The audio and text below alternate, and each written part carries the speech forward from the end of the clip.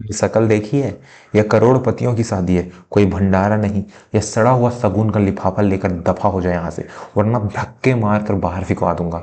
सहनाइयों की गूंज और मेहमानों के शोर के बीच सेठ मदन लाल की कड़कड़ाती हुई आवाज में वहां मौजूद हर शख्स का ध्यान अपनी ओर खींच लिया। शादी के भव्य मंडप के मुख्य द्वार पर एक बेहद बुजुर्ग इंसान खड़ा था। बदन पर एक पुरानी धोई हुई धोती, पैरों में टूटी हुई चप्पल और कांपते हाथों में एक छोटा सा मटमैला रुमाल। उस बुजुर्ग की आंखों में आंसू थे और वह हाथ जोड़कर सेठ मदन लाल के सामने खड़ा था। सेठ जी, मैं भीख मांगने नहीं आया, मैं तो बस आर्यन बेटा को आशीर्वाद देने आया हूँ। सुना है आज उसकी शादी है, मन नहीं माना तो चला आया। बुजुर्ग ने अपनी लड़खड़ाती जुबान से सफाई देने की कोशिश की। सेठ मदन लाल ने हिकारत भरी नजरों से उस बूढ़े को ऊपर से नीचे तक देखा। उसने अपनी रेशमी शेरवानी को झाड़ा और जैसे उस बूढ़े की परछाई पड़ने से वह मैली हो गई हो। आशीर्वाद?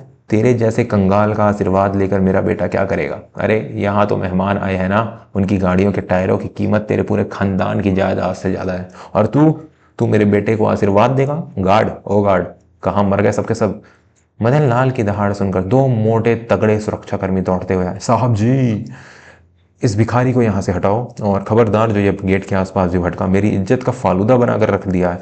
बड़े बड़े मिनिस्टर आने वाले हैं और ये फटे हाल यहाँ खड़ा है। बुजुर्ग मास्टर दीनानाथ की आंखों से आंसू बह निकले। वे कोई भिखारी नहीं थे, वे वही मास्टर थे जिन्होंने आज से 15 साल पहले मदन लाल के बेटे आर्यन को मुफ्त में ट्यूशन पढ़ाया था। तब मदन लाल एक छोटी सी किराया दुकान चलाता था और फीस भरने के पैसे नहीं होते थे। आज समय का पहिया घूमा, मदन लाल शहर का सबसे बड़ा बिल्डर बन गया, लेकिन दौलत की चमक में वह अपने पुराने दिनों के साथियों को भूल गया था। गार्ड ने दीनानाथ का हाथ पकड़कर उन्हें जोर से धक्का दिया। चलो बाबा, निकलो यहाँ से, साहब का गुस्सा नहीं जानते तुम? दीनानाथ संभल नहीं पाए और वही धूल में गिर पड़े। उनके हाथ में थमा वह मटमैला रुमाल खुल गया और उसमें से एक पुरानी चांदी की अंगूठी निकलकर जमीन पर गिर गई। ये वही अंगूठी थी जो दीनानाथ की दिव्यंगत पत्नी की निशानी थी। उन्होंने सोचा था कि आर्यन की बहू को मुंह दिखाई में देंगे। अरे ये देखो, चांदी की अंगूठी लाया है, जरूरी कहीं से चोरी की होगी, मदन लाल ने ठहाका लगाते हुए कहा। वहां खड़े कुछ अमीर मेहमान भी मदन लाल की हाँ में हाँ मिलाकर हंसने लगे। दीनानाथ ने कांपते हाथों से वह अंगूठी उठाई। उनका स्वाभिमान आज तार तार हो चुका था। जिस बच्चे को उन्होंने अपने बेटे की तरह पढ़ाया लिखाया, आज उसी की शादी में उन्हें जलील किया जा रहा था। उन्होंने एक बार मंडप की ओर देखा, शायद आर्यन उन्हें देख ले, लेकिन आर्यन तो दोस्तों के साथ सेल्फी लेने में व्यस्त था। दोस्तों, कहानी में आगे बढ़ने से पहले एक छोटा सा विनती है।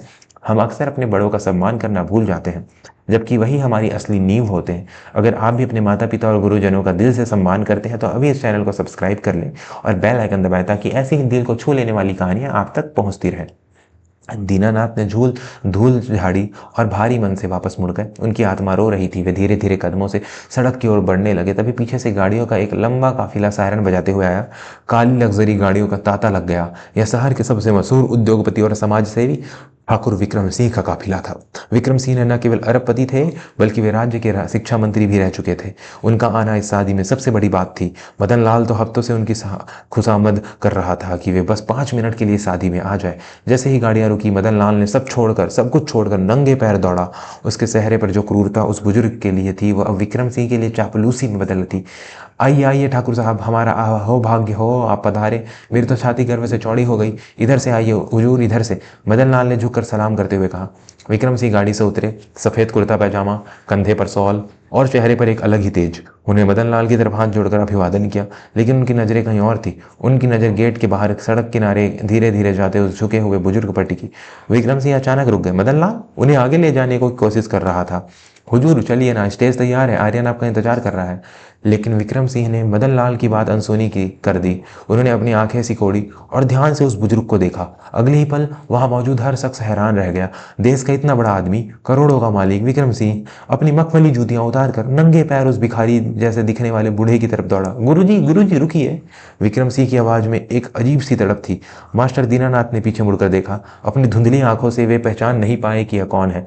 विक्रम सिंह उनके करीब पहुंचे और बिना किसी हिचकिचाहट के बीच सड़क पर उस धूल भरे बुजुर्ग के चरणों में अपना माथा रख दिया। पूरा माहौल सुन्न रह गया। बैंड बाजा बंद हो गया। मदन लाल का मुंह खुला का खुला रह गया।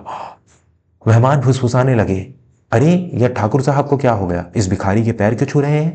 दीनानाथ ने घबरा कर अपने पैर पीछे खींचे। अरे अरे बेटा, यह क्या कर रहे हो? मेरे पैर गंदे हैं, तुम्हारे कपड़े खराब हो जाएंगे। विक्रम सिंह ने सिर उठाया। उनकी आंखों में आंसू थे। कपड़े खराब हो जाए तो नए आ जाएंगे गुरुजी, लेकिन अगर आपका आशीर्वाद नहीं मिला तो मेरी सारी दौलत मिट्टी है। आपने मुझे पहचाना नहीं? मैं विक्की। आपकी क्लास का सबसे शैतान लड़का विक्रम।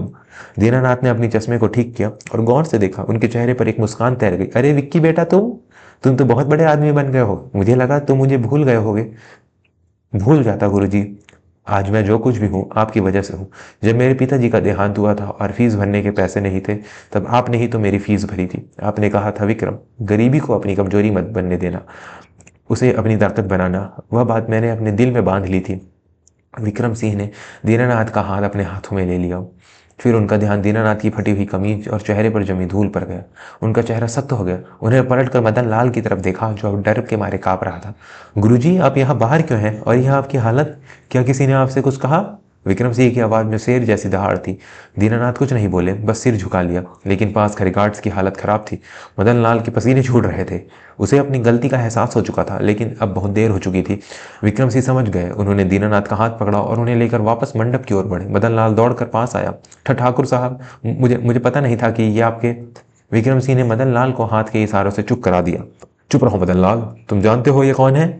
ये वो शख्स है जिन्होंने न जाने कितने कोयलों को हीरा बनाया है। और तुम अपनी दौलत के नशे में इतने अंधे हो गए हो कि तुम्हें इंसान और भगवान का फर्क नजर नहीं आया, जिसे तुम धक्के मारकर निकाल रहे हो। अगर उन्होंने मुझे नहीं पढ़ाया होता तो आज मैं यहाँ तुम्हारी इस पार्टी में नहीं, बल्कि शायद कहीं मजदूरी कर रहा होता। वहां सन्नाटा छाया हुआ था। आर्यन भी अब स्टेज से नीचे उतर आया। उसने सब सुन लिया था। उसे अपने बचपन के दिन याद आ गए, जो मास्टर जी उसे अपनी साइकिल पर बिठाकर घर छोड़ने आते थे, क्योंकि उसके पास जूते नहीं थे। विक्रम सिंह ने दीनानाथ को सबसे ऊंची कुर्सी पर बिठाया, जो खास उनके लिए रखी गई थी। उन्होंने माइक हाथ में ली।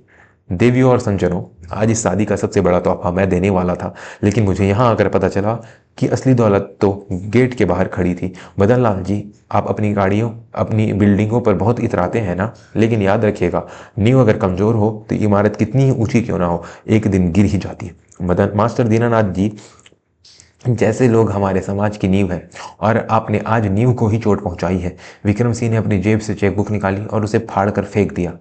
मैं यहाँ 1 करोड़ का डोनेशन देने वाला था आपके नए प्रोजेक्ट के लिए, लेकिन जो इंसान अपने गुरु की इज्जत नहीं कर सकता, उसके साथ में 1 रुपए का भी धंधा नहीं कर सकता। मदन लाल पैरों पर गिर पड़ा। ठाकुर साहब, अनर्थ हो जाएगा, मुझे माफ़ कर दीजिए, मुझसे बहुत बड़ी गलती हो गई। मास्टर जी आप ही इन्हें समझाइए ना। मदन लाल अब दीनानाथ के पैरों में था। वही मदन लाल जो 10 मिनट पहले उन्हें भिखारी कह रहा था।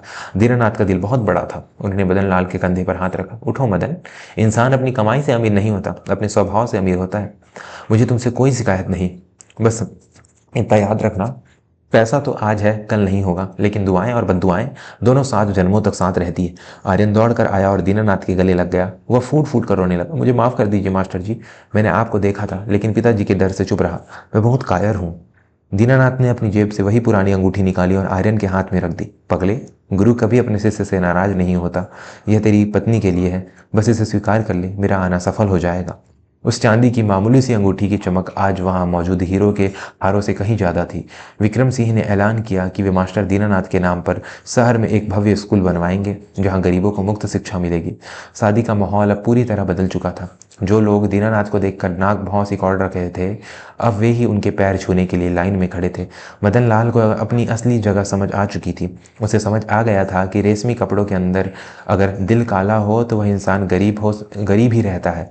दोस्तों, कहानी के इस भावुक मोड़ पर आपसे एक सवाल है, क्या आपके जीवन में भी कोई ऐसा गुरु या उस्ताद है जिसने आपकी ज़िंदगी बदल दी हो? अगर हाँ, तो कमेंट में उनका नाम ज़रूर लिखें।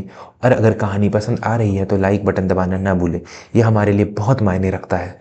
उस रात उस शादी में सबसे ज़्यादा इज्जत दूल्हे या उसके पिता को नहीं, बल्कि फटे कपड़ों में आए उस बूढ़े मास्टर जी की हुई। विक्रम सिंह ने खुद अपने हाथों से उन्हें खाना खिलाया। जाते वक्त मदन लाल ने कसम खाई कि आज के बाद उसके दरवाजे से कोई बुजुर्ग या गरीब अपमानित होकर नहीं जाएगा। निष्कर्ष, दोस्तों, यह कहानी हमें सिखाती है कि वक्त कभी एक जैसा नहीं रहता। जो आज अर्श पर है, कल वो फर्श पर भी आ सकता है, और जो धूल में है वो कल ताज पहन सकता है। कभी किसी के कपड़ों या उसकी गरीबी को देखकर उसका अपमान मत करना, क्योंकि आप नहीं जानते कि भगवान किस रूप में आपके दरवाजे पर खड़ा है। अहंकार एक ऐसा दिमक है जो सोने के महल को भी खाक में मिला देता है, जबकि विनम्रता वह चाबी है जो पत्थर के दिल को भी पिघला देती है। मास्टर दीनानाथ ने साबित कर दिया कि असली अमीर वह नहीं जिसके पास ज़्यादा पैसा है, बल्कि वह है जिसके पास देने के लिए बड़ा दिल है। अगर इस कहानी ने आपकी आंखों में भी आंसू ला दिए हैं तो इसे अपने परिवार और दोस्तों के साथ शेयर करें, जरूर करें। क्या पता आपकी एक शेयर से किसी और का अहंकार टूट जाए और किसी बुजुर्ग को सम्मान मिल जाए। जाते जाते चैनल को सब्सक्राइब करना बिल्कुल ना भूलें। हम जल्द ही मिलेंगे एक और नई और प्रेरणादायक कहानी के साथ। तब तक के लिए अपना और अपने परिवार का ख्याल रखें। धन्यवाद।